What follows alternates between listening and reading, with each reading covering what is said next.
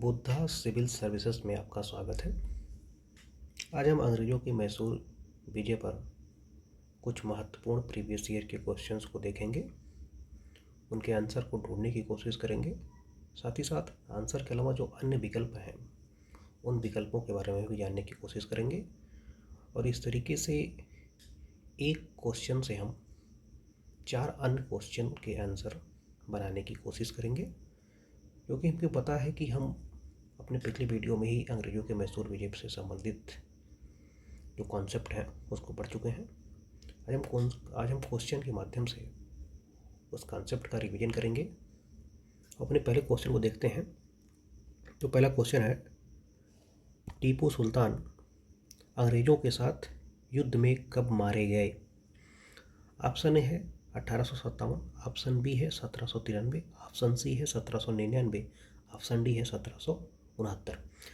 तो हमें पता है कि 1857 में एक रिवोल्ट होता है जिसे प्रथम स्वतंत्रता संग्राम या 1857 की क्रांति या 1857 का विद्रोह कहा जाता है।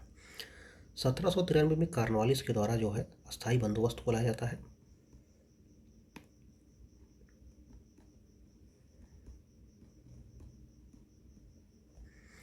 और 1769 में हमको पता है कि मद्रास की संधि होती है, और यह मद्रास की संधि जो है प्रथम मैसूर युद्ध के कारण होती है। ऑप्शन हमारा सी है। सी में है क्या है कि फोर्थ मैसूर युद्ध होता है, चतुर्थ मैसूर वार होता है, और इस मैसूर वार में टीपू सुल्तान अपनी राजधानी श्रीरंगपट्टनम की रक्षा करते हुए मारे जाते हैं, इसलिए ऑप्शन सी सही है। दूसरा क्वेश्चन है, निम्नलिखित में से कौन एक सुमेलित है? तो इसमें हम देखते हैं कि ऑप्शन ए है प्रथम आंग्ल मैसूर युद्ध, हैदर अली पराजित हुआ। तो हमें पता है कि प्रथम आंग्ल मैसूर युद्ध जो है 1767 से 1769 तक होता है, और यह युद्ध अनिर्णित होता है। यह युद्ध मैसूर की संधि के साथ समाप्त होता है। और मैसूर की संधि के कुछ महत्वपूर्ण जो बिंदु हैं वो इस टाइप के हैं कि मैसूर की संधि में एक दूसरे के क्षेत्रों को वापस लौटा दिया गया, और भविष्य में किसी भी पक्ष पर यदि किसी बाहरी शक्ति द्वारा आक्रमण होता है तो दूसरा पक्ष उसकी सहायता करेगा। ऑप्शन बी है द्वितीय आंग्ल मैसूर युद्ध। तो द्वितीय आंग्ल मैसूर युद्ध जो होता है वो 1780 से 1784 के बीच होता है। द्वितीय आंग्ल मैसूर युद्ध भी अनिर्णित होता है, और मंगलोर की संधि के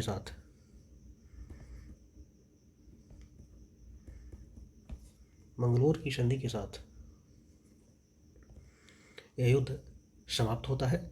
इस युद्ध में भी एक दूसरे के द्वारा विजित क्षेत्रों को वापस लौटा दिया जाता है। तृतीय आंग्ल मैसूर युद्ध में टीपू सुल्तान युद्ध जीतता है, अपना भूभाग अंग्रेजों को नहीं देता है। तो तृतीय आंग्ल मैसूर युद्ध जो होता है 1790 में होता है, और 1790 से 1792 तक होता है। और इस युद्ध में टीपू की हार होती है।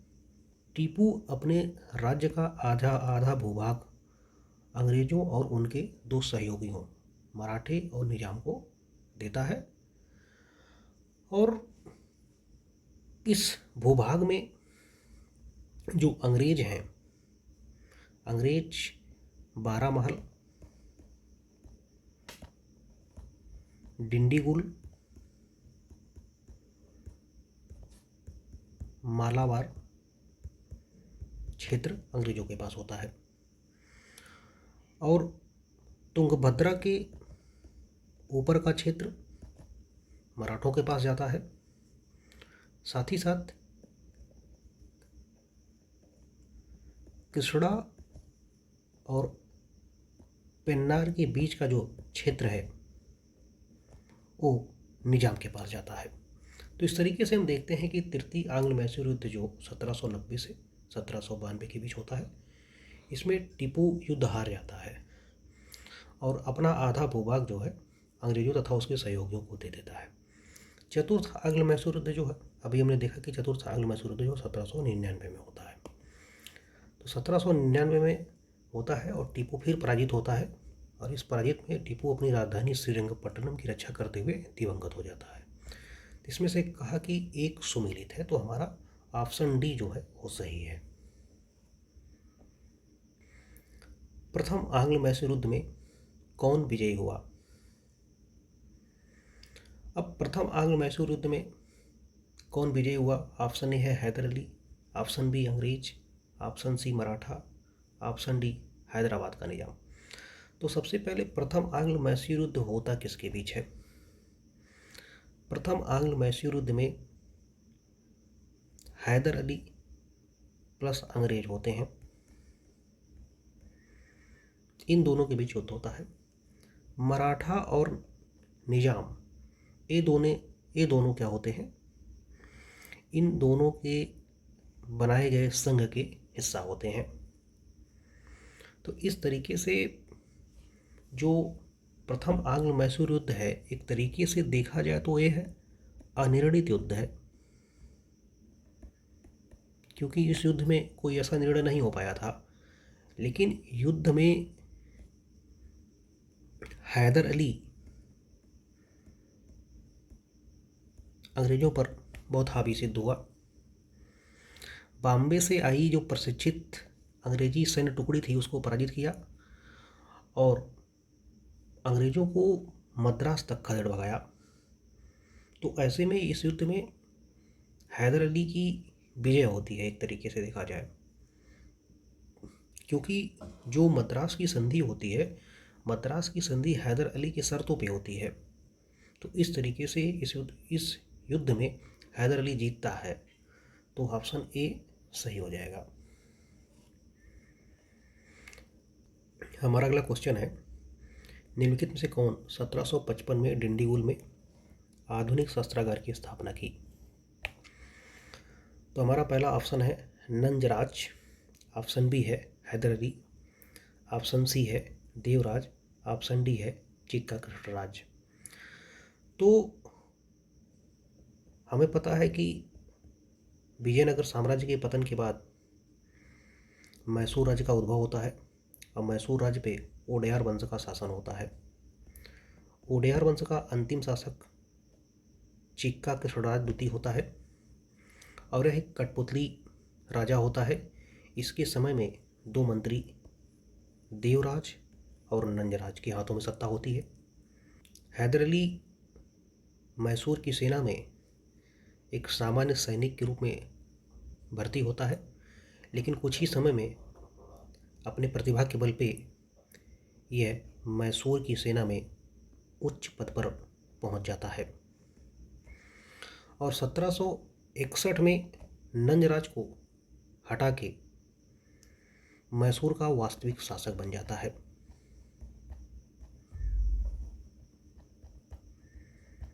इससे पहले डिंडीगुल में जो है वहाँ के सामंतों द्वारा केंद्र के आदेशों को नहीं माना जा रहा था और राजस्व को भी नहीं दिया जा रहा था। तो डिंडीगुल का जो क्षेत्र था अशांत था। डिंडीगुल के अशांत क्षेत्र को शांत करने के लिए हैदर को यहाँ भेजा जाता है।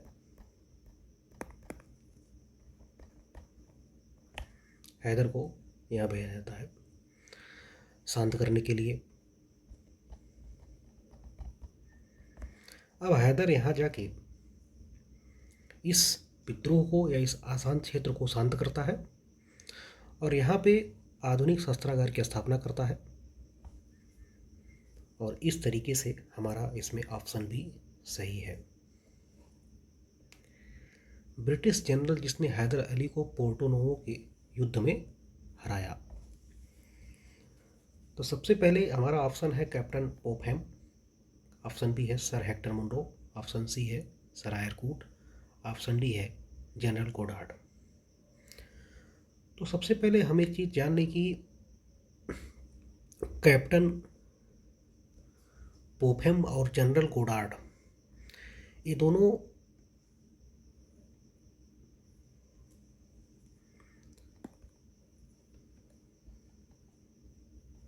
प्रथम आंग्ल मराठा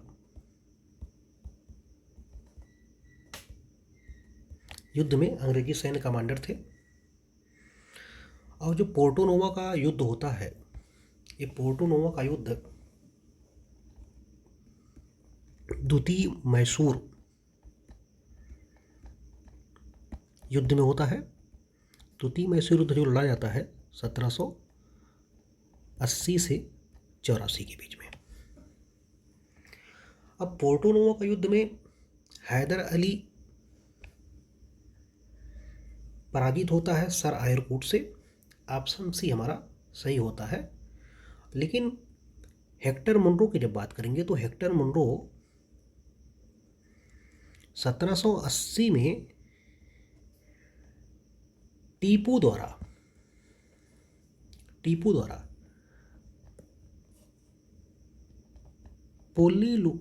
पोल्लीलूर युद्ध में पराजित किया जाता है। तो इस तरीके से हम देखते हैं कि हेक्टर मुनरो भी जो है द्वितीय मैसूर युद्ध में अंग्रेज सैन्य कमांडर था, लेकिन इसको टीपू जो है पोल्लीलूर के युद्ध में पराजित कर देता है। लेकिन जो हैदर अली है, हैदर अली पोर्टो नोवो के युद्ध में आयरकूट से पराजित होता है।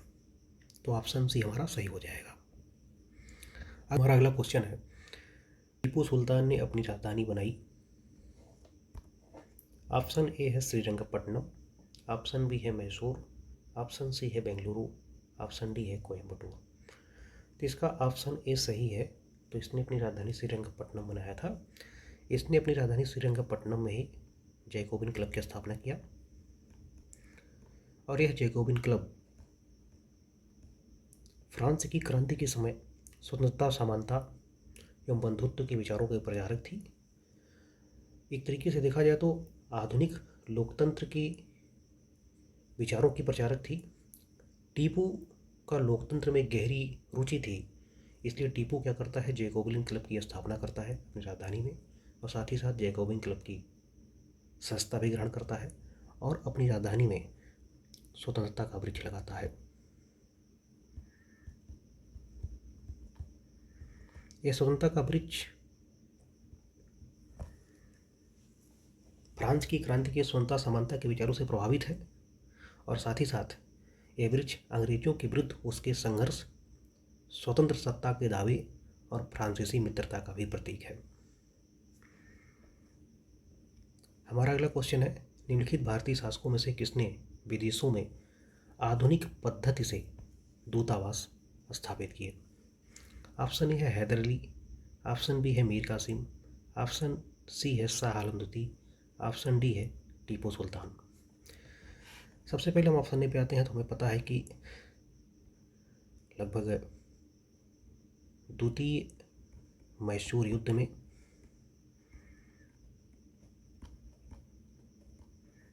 हैदर अली की मृत्यु हो जाती है 1782 में। इसके बाद इसका पुत्र टीपू युद्ध का नेतृत्व करता है। क्योंकि द्वितीय मैसूर युद्ध में लगभग 1784 तक आते आते अंग्रेज पक्ष और मैसूर कोई भी पक्ष युद्ध जीतने लायक स्थिति में नहीं रहा, इसलिए 1784 में मंगलोर की संधि होती है। मंगलोर की संधि के तहत युद्ध में जीते गए एक दूसरे के क्षेत्रों को वापस कर दिया जाता है। क्योंकि द्वितीय आंग्ल मैसूर युद्ध के बाद दोनों पक्षों के बीच अविश्वास की दरारें और चौड़ी हो गई थी। ऐसे में टीपू अपनी सैन्य क्षमता को बढ़ाने की भरपूर कोशिश कर रहा है, और इस स्थिति में है अंग्रेजों को भारत से भगाने के लिए विदेशी मदद की भी अपेक्षा कर रहा है। और इस मदद की अपेक्षा और व्यापार को प्रोत्साहित करने की अपेक्षा से टीपू कुस्तुनतुनिया, फ्रांस, जैसे देशों में आधुनिक पद्धति से दूतावास स्थापित किया। इस तरीके से हम देखते हैं कि आधुनिक पद्धति से हमारा दूतावास स्थापित करने वाला शासक टीपू सुल्तान है, जो कि ऑप्शन डी है। और क्यों उसने आधुनिक पद्धति से दूतावास स्थापित किया, हमने इस चीज़ को भी देखा।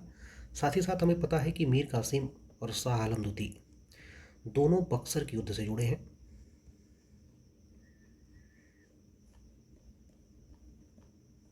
और शाह आलम द्वितीय के साथ ही इलाहाबाद की संधि होती है।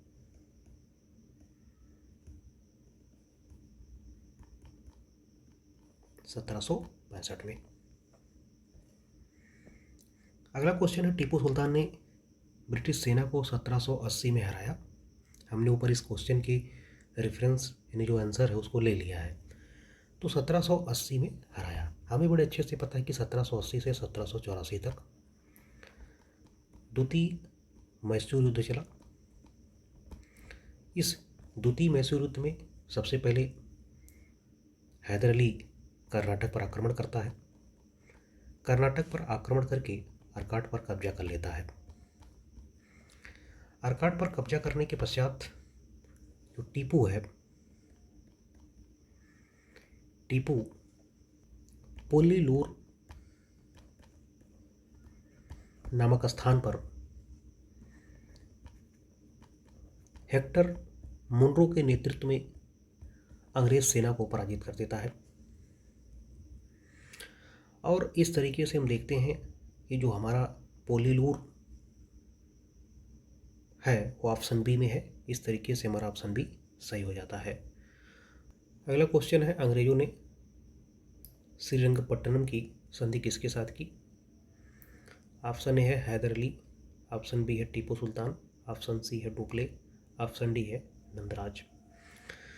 तो हम सबसे पहले हैदर अली को देखते हैं। तो हमें पता है कि हैदर अली के साथ मद्रास की संधि होती है। और जो मद्रास की संधि है वो प्रथम मैसूर युद्ध के समय होती है। और जो प्रथम मैसूर का युद्ध है 1767 से 1769 के बीच होता है। इसके बाद हम डुप्ले को देखते हैं। डुप्ले द्वितीय कर्नाटक युद्ध के बीच में ही वापस लौट जाता है फ्रांस 1754 में। इसके बाद जो नंदराज है, नंदराज ना होकर नंजराज है। नंजराज ओडियार वंश में एक मंत्री है और यह पावरफुल मंत्री है। और यहाँ की जो राजा है चिक्का गढ़राज को कठपुतली बना के बैठा है। Option B Tipu Sultan. इस तरीके से ऑप्शन बी हमारा सही होगा, टीपू सुल्तान। तो टीपू सुल्तान तृतीय मैसूर वार होता है। तृतीय मैसूर वार 1790 से 92 के बीच होता है। इसमें टीपू की पराजय होती है और पराजय के साथ ही श्रीरंगपट्टनम की संधि होती है। इस श्रीरंगपट्टनम की संधि में टीपू को अपना आधा राज्य अंग्रेज, मराठा और निजाम को देने पड़ते हैं। टीपू के लिए एक अपमानजनक संधि थी। साथ ही साथ युद्ध हार जाने के रूप में टीपू को 3 करोड़ रुपए भी देने पड़े। हमारा अगला क्वेश्चन है, सूची 1 सूची 2 में से सम्मिलित कीजिए। नीचे दिए गए कूट से सही उत्तर चुनिए। इसमें दिया है इलाहाबाद की संधि है, मैंगलोर की संधि है, शालवाई की संधि है, मद्रास की संधि है। तो सबसे पहले हमको पता है, अभी हमने ऊपर पढ़ा कि जो इलाहाबाद की संधि है 1765 में होती है। और 1765 में अवध के नवाब शुजाउद्दौला और मुगल बादशाह शाह आलम द्वितीय के साथ होती है। जो मंगलोर की संधि होती है हमने ठीक इसी के अभी पढ़ा है ऊपर। तो जो मंगलोर की संधि होती है द्वितीय मैसूर युद्ध में होती है। द्वितीय मैसूर युद्ध में हैदर अली के साथ होती है। द्वितीय मैसूर युद्ध में टीपू सुल्तान के साथ होती है और 1784 में होती है। इस युद्ध में दोनों पक्ष एक दूसरे द्वारा जीते गए क्षेत्र को वापस कर देते हैं। हमारा तीसरा है सालवाई की संधि। तो जो सालवाई की संधि है ये प्रथम मराठा युद्ध से संबंधित है, प्रथम आंग्ल मराठा युद्ध से संबंधित है, जो कि 1775 से 1782 तक चला। इस युद्ध की शुरुआत जो है सूरत की संधि के साथ होती है और जो इसका अंत है वो सालवाई की संधि के साथ होती है। अगला बचता है हमारा मद्रास की संधि। हमें भी ऊपर मद्रास की संधि को पढ़ रखा है।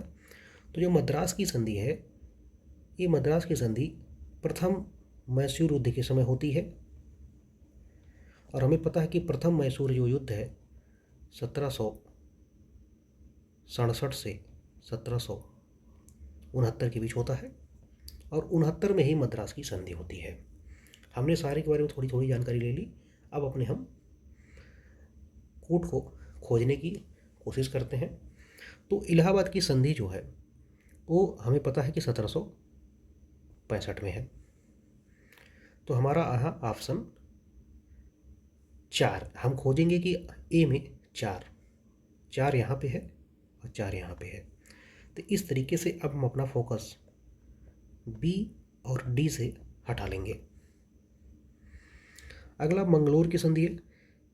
मंगलोर की संधि जो होती है 1784 में होती है। अब हमें देखेंगे कि किस किस में 2 है, 2 यहाँ भी है, 2 यहाँ भी है, हमारा काम नहीं चलेगा।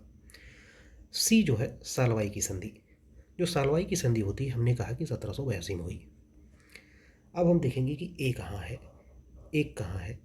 तो एक हमारा इसमें है, इसमें नहीं है। इस तरीके से ए भी गलत हो जाता है और हमारा ऑप्शन सी सही हो जाता है। अगला क्वेश्चन यूपीएससी ने पूछ रखा है। इसमें कहा निम्नलिखित कथनों पर विचार कीजिए।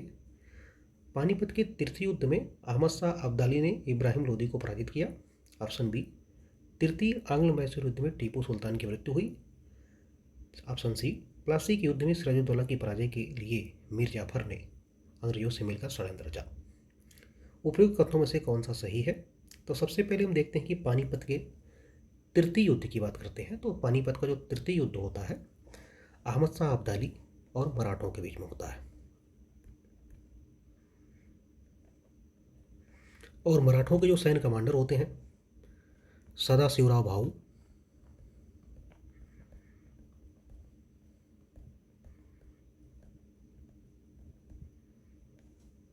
जो मराठों के सैन्य कमांडर होते हैं सदाशिवराव भाऊ होते हैं और इस युद्ध में मराठों की पराजय होती है, क्योंकि इसके पहले मराठे भारत में एक अपनी शक्ति को लगातार बढ़ा रहे थे और उत्तर भारत की तरफ लगातार मराठे बढ़ रहे थे। यह युद्ध जो है पानीपत का तृतीय युद्ध, मराठों का दिल्ली से पूरे भारत पर नियंत्रण करने का जो सपना था इस युद्ध ने चकनाचूर कर दिया। तो जो इब्राहिम लोदी है, तो इब्राहिम लोदी जो है पानीपत के प्रथम युद्ध में इब्राहिम लोदी और बाबर के बीच लड़ा जाता है तो इस तरीके से हमारा जो ऑप्शन ए है गलत हो जाता है। ऑप्शन बी है तृतीय आंग्ल मैसूर युद्ध में टीपू सुल्तान की मृत्यु होती है। हमें पता है कि 4 आंग्ल मैसूर युद्ध होते हैं। 4 में तीसरे आंग्ल मैसूर युद्ध के तहत जो है श्रीरंगपट्टनम की संधि होती है। श्रीरंगपट्टनम की संधि होती है और श्रीरंगपट्टनम की संधि के तहत टीपू को अपना आधा राज्य जो है अंग्रेजों को देना पड़ता है।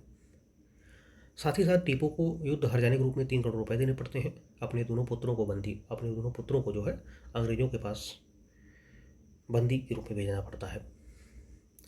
अब हम देखते हैं कि जो चौथा युद्ध होता है 1799 में होता है। 1799 में जब युद्ध होता है, इस युद्ध में टीपू अपनी राजधानी श्रीरंगपट्टनम की रक्षा करते हुए मारा जाता है। तो इस तरीके से इसने कहा कि तृतीय आंग्ल मैसूर, क्योंकि ये भी ऑप्शन क्या होगा गलत है। ऑप्शन सी है प्लासी के युद्ध में सिराजुद्दौला की पराजय के लिए मीर जाफ़र ने अंग्रेज़ों से मिलकर षड्यंत्र रचा। बिल्कुल सही है। तो मीर जाफ़र जो है सिराजुद्दौला का सैन्य प्रमुख था या सर्वोच्च सैन्य कमांडर था। अब इस युद्ध में मीर जाफ़र और राय दुर्लभ जैसे जो सैन्य अधिकारी थे, अंग्रेजों के साथ षड्यंत्र करके प्लासी के युद्ध में इनके नेतृत्व में एक बड़ी सेना युद्ध में उतरती ही नहीं। ऐसे में मीर मादन के नेतृत्व में एक छोटी सी ही सेना जो है प्लासी के युद्ध में अंग्रेज़ों से लड़ रही थी। फिर भी प्लासी के युद्ध में नवाब की सेनाओं की संख्या बहुत ज़्यादा थी अपेक्षा अंग्रेज़ों के। लेकिन इस षड्यंत्र का परिणाम हुआ कि इसके दो सर्वोच्च सैन्य अधिकारी थे, इसके नेतृत्व में सेना का एक बड़ा हिस्सा इस युद्ध में उतरा ही नहीं। इस तरीके से एक माना जाता है कि जो प्लासी का युद्ध था एक षड्यंत्र का परिणाम था। इसमें जीत पहले से ही निश्चित थी और मीर जाफ़र को नवाब बनने का पद ऑफर किया गया। इस वजह से मीर जाफ़र अंग्रेज़ों का साथ दिया और सिराजुद्दौला की पराजय होती है। सिराजुद्दौला कुछ ही समय बाद मारा जाता है और इस तरीके से हम देखते हैं कि हमारा ऑप्शन सी केवल सही है। तो हमारा ऑप्शन ए गलत है, क्योंकि केवल सी सही है मतलब केवल 3 सही है। तो केवल 3, इसमें भी 3 है, इसमें भी 3 है, डी की तरफ हमें देखना तक नहीं है। इस वजह से हमारा ऑप्शन बी सही होता है। तो हमने कुछ महत्वपूर्ण विवेकों को देखे और उनको डील करने की कोशिश की, साथ ही साथ उनसे जुड़े कुछ महत्वपूर्ण फैक्ट जो थे उसको भी देखे और प्रत्येक ऑप्शन को हमने देखने की कोशिश किया। इसका उत्तर से सीधे सीधे भले ना संबंध हो, लेकिन हमने फिर भी उनके बारे में थोड़ी बहुत जानकारी इकट्ठा की। तो इस तरीके से हमने आज आंग्ल मैसूर युद्ध के बारे में कई क्वेश्चन किए, कई कॉन्सेप्ट, कई फैक्ट को देखे और अगले वीडियो में हम आंग्ल मराठा युद्ध देखेंगे और फिर उसके अगले वीडियो में हम आंग्ल मराठा युद्ध से जुड़े जितने भी पहलू हैं इम्पॉर्टेंट उसको हम देखेंगे। Thank you.